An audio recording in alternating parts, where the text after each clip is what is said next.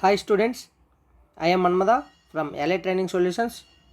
Today I will discuss CRT exam question, Allied practice book, page number 93, question number 3.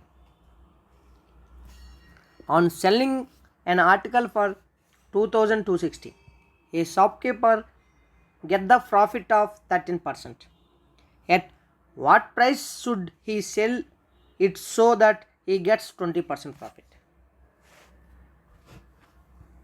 అంటే ఒక shopkeeper 2,260 రూపీస్కి అమ్మటం వల్ల తనకి 13% ప్రాఫిట్ వచ్చింది. 13% ప్రాఫిట్ వచ్చింది అంటే తను ఎంతకు సేల్ చేశాడు?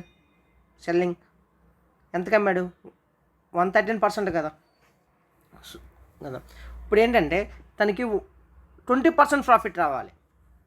సో ఆ ఐటెం ఎంత ప్రైస్కి అమ్మాలి అనేది క్వశ్చన్. సో 20% ప్రాఫిట్ రావాలి కదా. సో ఎంతకు అమ్మాలి? 120% కదా.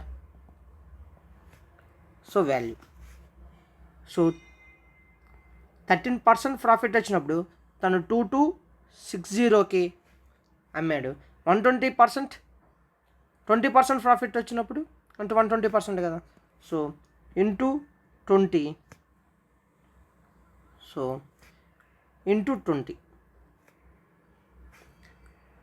122, 240, 1010, 2400కి తను సేల్ చేయాలి, అమ్మాలి.